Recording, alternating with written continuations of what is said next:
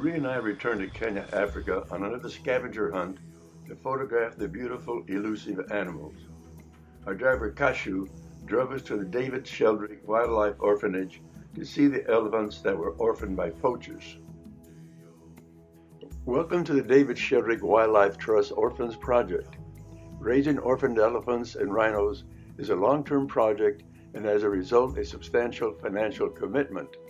We encourage those that visit the orphaned elephants to support our project through shop sales, donations, and fostering an orphaned elephant. The elephants are escorted to the viewing center 3 times a day to drink a special milk. A calf's existence depends upon its mother's milk for the first 3 years of its life. Its formula, developed by the Sheldrick Project during a 30-year period, is the same as a mother's milk. Many died until the correct formula became available. The Sheldrick Trust is proud to have saved over 150 orphaned calves. An elephant lives 60 to 70 years when it is free and only 17 to 19 in a zoo because of stress, lack of exercise, and obesity. Elephants are expressive creatures. They display joy, anger, grief, compassion, and love. It is the only animal that sheds tears. These two were playing, but the larger of the two became very aggressive and had to be separated. He wasn't very happy.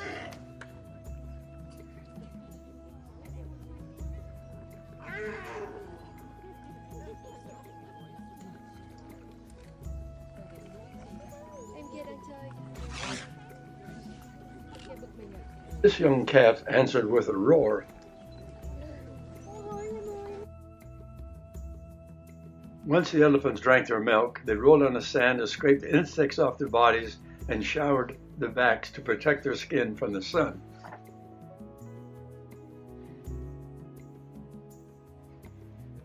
The time the orphans remain in the Sheldrick Trust depends entirely upon the personality of each individual, whether the orphan is comfortable with a group of wild herds, and demonstrates independence, usually by the age of 10.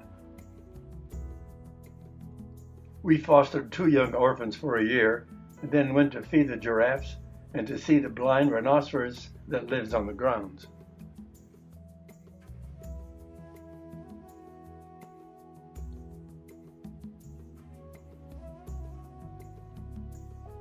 Early the next morning, we took a 7-hour drive to the Samburu National Animal Reserve that lies on the equator. It is home to the Big Six, the lion, cheetah, leopards, elephant, buffalo, hippopotamus, and impala. We drove over an hour through very dry plains to reach the large Ewaso River that is frequented by all animals and found it dry. This vast Samburu area has been in such a severe drought that it is endangering the survival of the Big Six and all other animals in the region. More than 400 elephants and calves alone have died from the drought in the year 2017. We drove along the river bank and came across these elephants looking for water. The mother is trying to dig for water for her calf. Due to the national emergency, the government brought in a number of water drilling equipment such as this. They are providing some relief for animals such as elephants and the warthogs. The following morning, we drove to the Samburu village and were met by the tribal leaders and by women who escorted men into the village.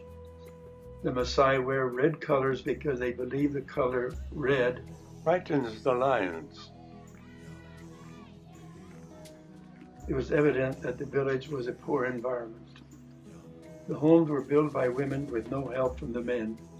The women used whatever was available to build their homes, including branches, rags, cardboard, and plastic sheets.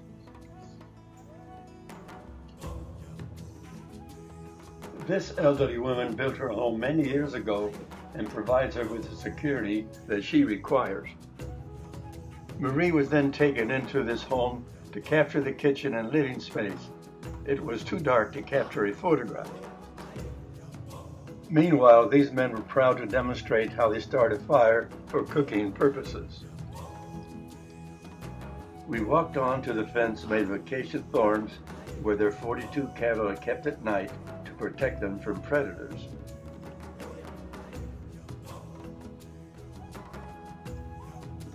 the weather changes to the extent that life becomes difficult in the village. This band demonstrated how they packed their things on a donkey to leave for another site when necessary. As we gave our thanks to leave, the children sang a song thanking us for visiting. Early the next morning, we took a flight to the Masai Mara Animal Reserve that occupies 700 square miles. Our tent at the governor's camp was very comfortable. Marie did have visitors.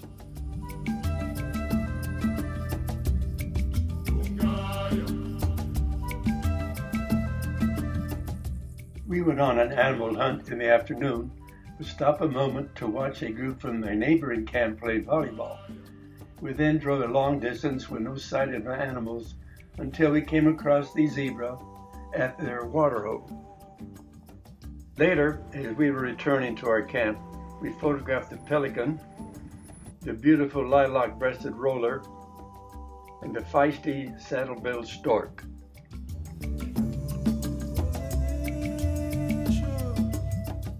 Morning, we left early in search of lions spotted by a guide and came across this large herd of tens of thousands of wildebeest that were migrating from the plains of Tanzania to fresh pasture in the tall grasslands of Masai Mara.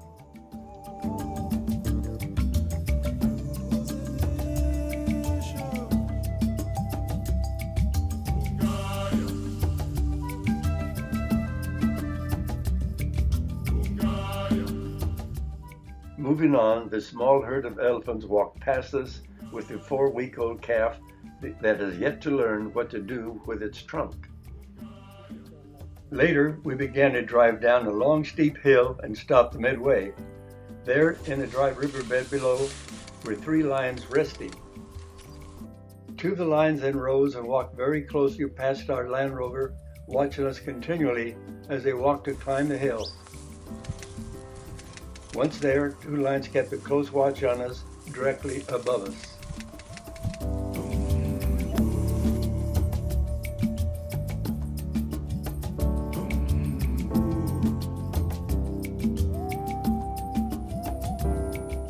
Soon, a cub emerged from the riverbed below to follow her mother. We focused on the cub, forgetting that directly overhead were the 2 lions looking down at us in our completely open-roofed Land Rover.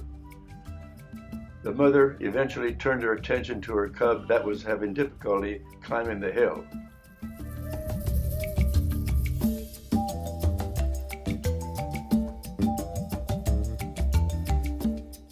When the cub reached her mother, we left immediately.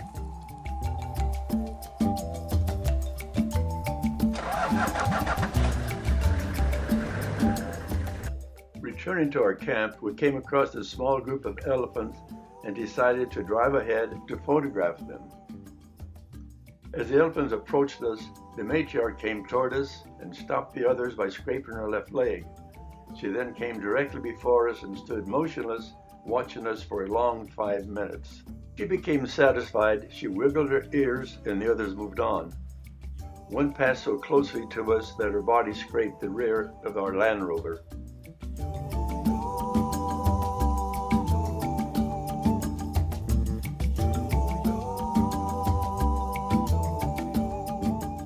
We were told later that the elephant is a very strong mammal and should not be interfered with. Elephants topple these tall, sturdy trees with their heads to reach their favorite branches.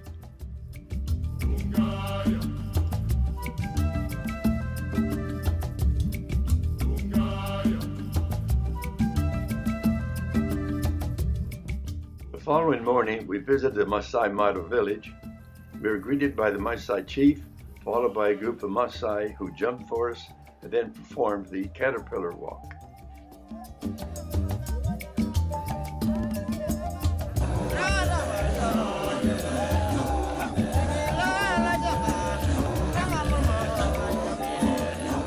Waiting were 4 spiritual leaders wearing headdresses that are composed of the skin of a lion and feathers of an ostrich. They began their traditional welcome procession, walking toward the beautifully dressed women who welcomed Marie.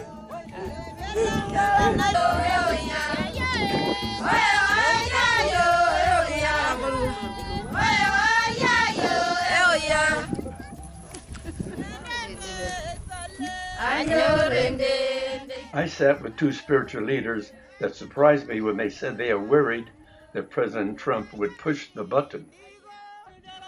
Marie, who was multifaceted, photographed the ladies while swaying to the rhythm of their chanting. We were then taken through a narrow tunnel to enter the enclosed village. We were very impressed with how large and clean the compound was and of the quality of the homes. Maasai are a very wealthy group with over 300 cattle. This group spent most of the afternoon grazing in the fields protected by Maasai herders. They will be returned to the compound by late afternoon to join the others, where they will spend the night because of lions and hyenas that live in the area.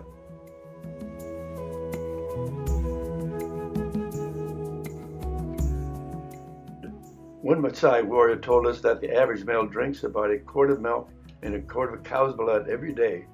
They do not eat vegetables because they believe it will weaken them.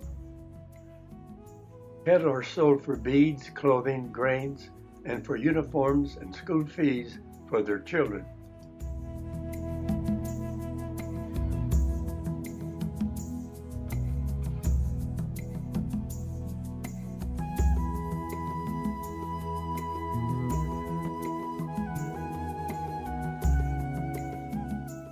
As we were leaving, we stopped to watch a mother teaching young girls and boys how to stitch a bracelet.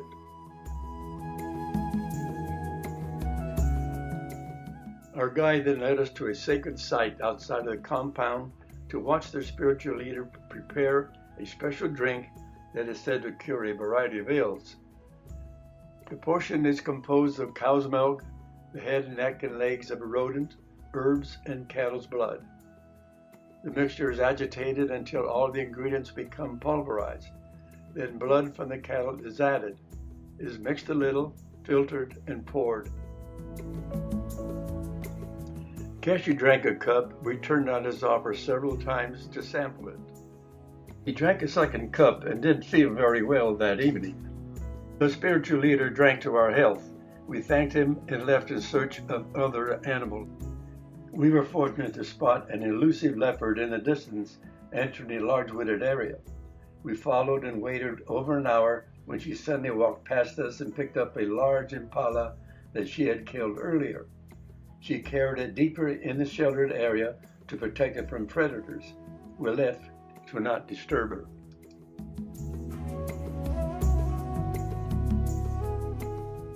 We returned to the region later that afternoon in an attempt to find her again. We drove a short distance and spotted her up a tree. We were excited to see that she was with her cub. Here she is showing affection, playing with it, and the cub responding by wagging his tail. She had carried her cub up the tree to protect it when it was a few weeks old. Leopards sleep on trees at night for protection from predators. Later, the mother appeared ready to climb down the tree, but changed her mind and returned to her cub.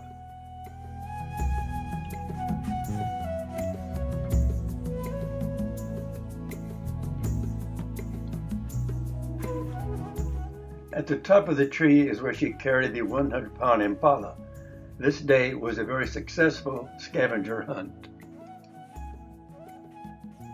We left camp early the next day and came across a memorial to rhinos that were poached on the game reserve since 2004.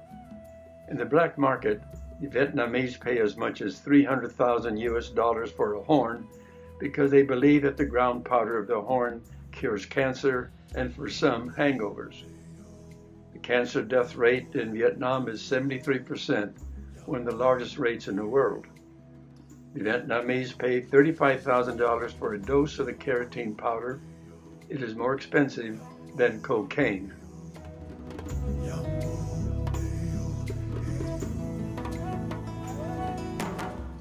We later spotted 5 beautiful cheetahs fixed on a group of wildebeest far ahead.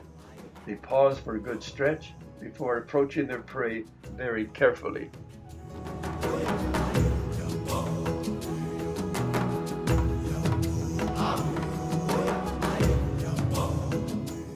We drove to follow the cheetahs, but were stopped by the Maasai Mara Rangers and the head of the Cheetah Project of Kenya.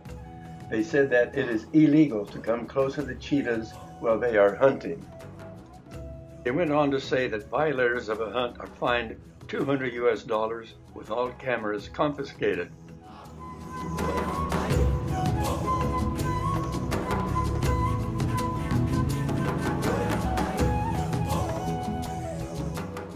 We remained in place and were thrilled to watch the cheetahs stealthily approach their prey as a team.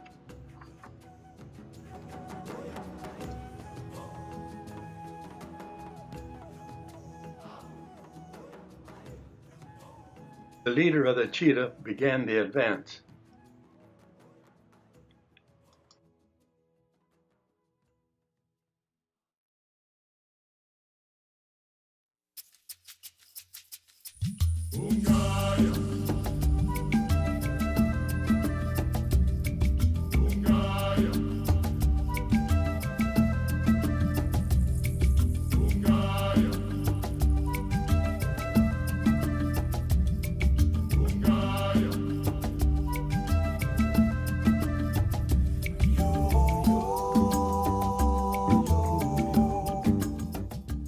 Once within range of their prey, the two squatted and waited for the leader to begin the chase. They all then broke into a 70-mile-an-hour run, resulting in a kill.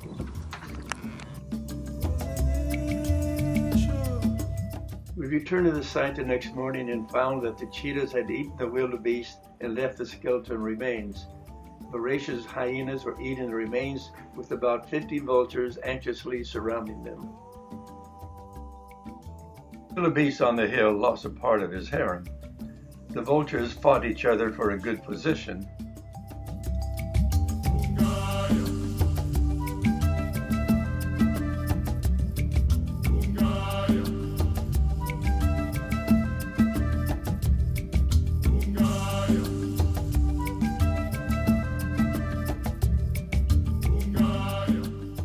We covered this for over an hour before we left.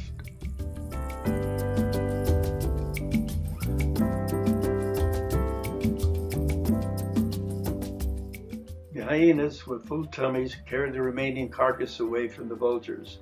They eat everything, including the head.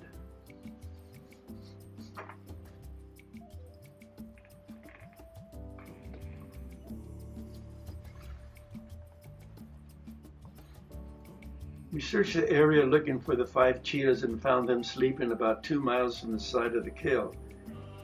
We remained long enough to watch one playfully waken the others.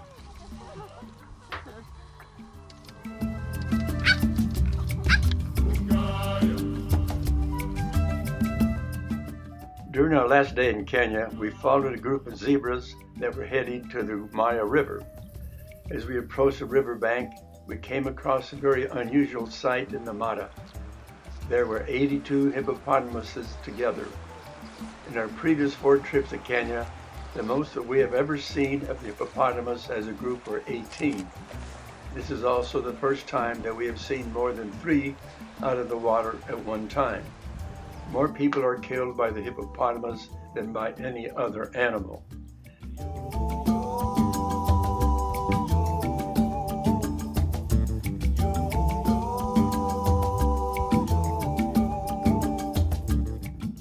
Distance away were zebras that were about to cross the river, while 4 crocodiles were waiting. These 2 are controlling their body temperatures by opening their jaws. The lead zebras, sensing danger, moved to the shallow rocky beds. The others followed, calling to each other. A large majority of zebras were in full. All crossed the river safely.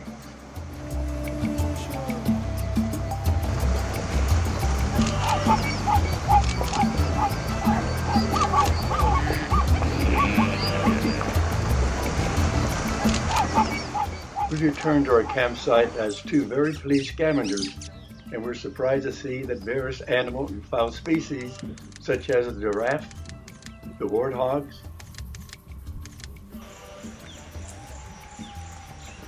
the marabou stork, the wildebeest, the crown-crested crane, Kenya's national bird,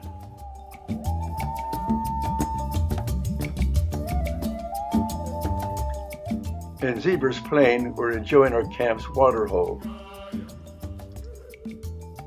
This was a very unusual experience for the two of us, to see them all together and to be able to record them sleeping peacefully.